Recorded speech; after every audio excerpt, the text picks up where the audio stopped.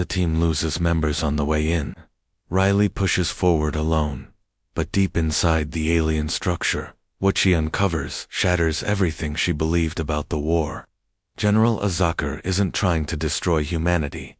Not entirely. He's trying to reshape them, break their spirit, then conscript their survivors into his armies. Earth, it turns out, is not the enemy's endgame. It's just a recruitment center. The Threx Dominion is itself under threat from an even greater galactic power. Planets have fallen. Resources are thin. They need warriors. And humanity, once tamed, will be perfect, fierce, desperate, loyal to survival. Azakor offers her a secret deal. Surrender publicly, and humanity will be elevated, not slaves, but equals. Warrior caste. Riley wavers. After everything she's lost, after watching so many die, is this survival disguised as defeat? She could end the war, save Ava, save the remaining children, maybe even give Earth a future, however compromised. Then Ava finds her, stubborn, scared, limping, but there. She followed Riley into the lion's den, refusing to be left behind again. And when she sees Riley hesitating, she doesn't cry. She speaks firm, quiet, heartbreakingly clear. Don't kneel. If you do, I'll never believe you again. It cuts deeper than any threat. In Ava's eyes, Riley sees herself, the woman she used to be, the one her brother believed in. She remembers Mason's last words. They can take our bodies, but they can't take our heart unless you give it to them. So Riley makes her choice. She walks into the main broadcast chamber, face to face with Azakar and the Dominion's watching generals. Cameras roll. She kneels. The world holds its breath. Then, in a flash of motion, she rises, draws a blade hidden beneath her armor, and plunges it into the main control panel. The EMP detonates. Power surges explode across the screens. The broadcast cuts. Too static. Outside, the alien shield dome flickers and dies. Their protection is gone. Riley turns to Azakar, blood on her hands, and says, "Kneel first. The war has changed, and now, so has the battlefield." The moment Riley Hart detonates the EMP and disables the planetary shield, a spark ignites far beyond the shattered base. The signal, buried in her final transmission, pulses through ancient satellites and rebel frequencies long thought dead. Distant human colonies, isolated, starved, forgotten, intercepted. A coded phrase plays like a ghost overcomes. The shield has fallen.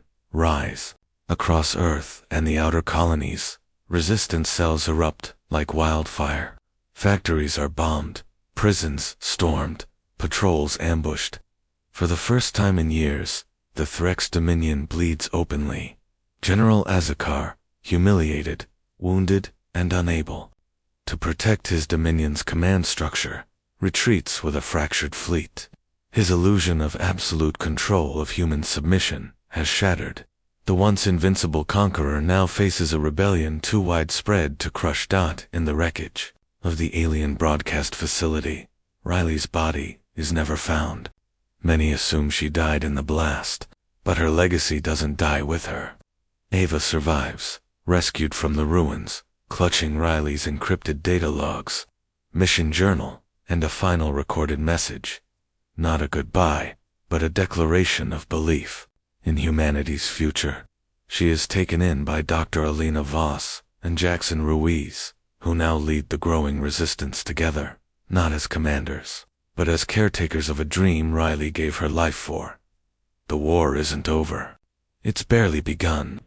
But something irreversible has happened. The myth of alien invincibility is gone. Across occupied worlds, humans speak Riley's name like a legend, the soldier who knelt for a second, only to bring an empire to its knees. In the shadows of the ruins, Ava teaches the younger children from her uncle's old data tablets. She reads aloud Riley's words. Not military orders, not revenge, but conviction. Never kneel, not in your heart, not even once. And as her voice echoes through the tunnels, rebellion rises again, not just in fire, but in faith. Years have passed since the uprising shook the stars. On the scorched ground where alien boots once marched and human blood once soaked the soil, a new colony rises, not a fortress, but a home. Rebuilt with purpose and memory, it stands as a symbol of survival, healing, and quiet defiance.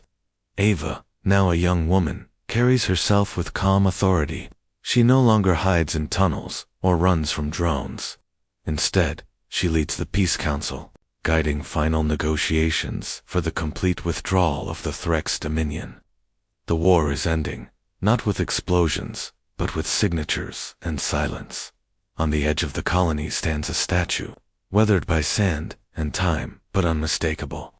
It captures Riley Hart in a single, eternal moment, caught mid-motion, half kneeling, half rising, a blade hidden behind her back, her eyes set on something no one else can see. Not a triumphant pose, but one of resolve, the split second, before rebellion turned into legend. Children gather at its base, placing flowers and small data pads etched with her name. One young girl tugs on Ava's sleeve and asks with wide, innocent eyes, "Did she really say that to the general, Ava?" Kneels beside her, smiling gently. "No," she says. She whispered it, just loud enough for him to hear, so he'd never forget it. There's a pause, then the child smiles too. The truth sweeter than myth, as Ava rises and walks away, her silhouette fading into the golden light of a planet reborn. Riley's voice carries across the screen in quiet, steady voiceover. "They wanted to break our bodies, but they forgot. We never kneel in our soul." The screen fades to black, not with sorrow, but with strength. The rebellion is over. The spirit remains.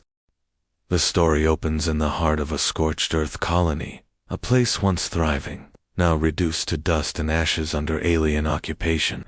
Smoke rises over broken buildings as citizens are herded into a central square, where a towering hologram of General Azakar, the brutal alien commander, crackles to life. His voice booms in multiple tongues, but the human translation is all that matters. Humans will kneel, or they will burn.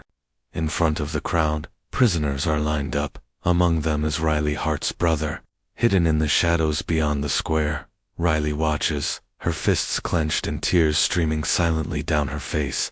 Her brother meets her eyes just before the plasma bolts strike. The execution is swift, cold, and meant to shatter hope. But hope doesn't die easily. Not with Riley. Flash cut to a dark, crumbling tunnel where Riley whispers into an old radio transmitter. "We don't kneel, not today." Nearby, Ava, her 10-year-old niece, huddles quietly behind crates, comforting a wounded resistance fighter with trembling hands. Around them are the last fragments of a shattered rebellion, bleeding, hiding, but alive. Riley's voice continues. In voiceover, defiant and heavy with resolve. "They think we're broken, but they don't understand one thing. We never stop fighting." The scene builds to a quiet but powerful climax. In a hidden relay station, a survivor loads a small data chip and transmits a coded signal into deep space. The words echo through static. This isn't surrender. It's the calm before the storm. A dying spark flickers a warning to the stars, and a promise that humanity isn't finished yet. Before the sky turned red and the colonies fell, Riley Hart was a decorated soldier, sharp, loyal, and unyielding. But her career ended in disgrace after a mission went wrong, resulting in the deaths of innocent civilians during a chaotic friendly fire incident. Haunted by the mistake, she walked away from the military and tried to disappear into civilian life. It was her older brother, Mason Hart, a humble teacher with a quiet strength, who pulled her back when the invasion began.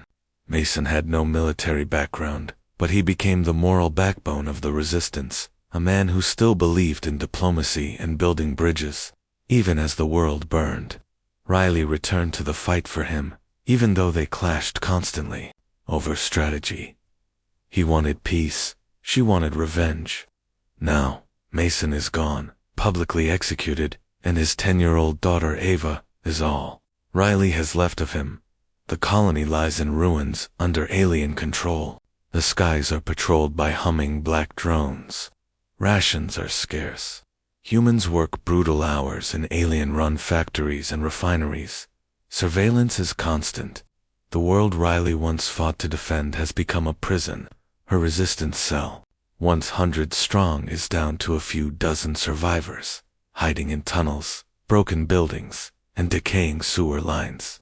Among her closest allies is Dr. Alina Voss, an alien biologist who defected after witnessing what her own kind were doing to humanity. Coldly brilliant but socially awkward, Alina knows more about the invaders than anyone alive. Then there's Jackson Ruiz, Riley's second in command, fierce, reckless, and loyal to a fault. He's lost family, lost faith, and clings to Riley like a lifeline, even as his own anger threatens to spiral out of control. Morale is disintegrating. Supplies are dwindling. Hope is nearly gone. Even Riley, the iron-hearted leader they all look to, begins to waver.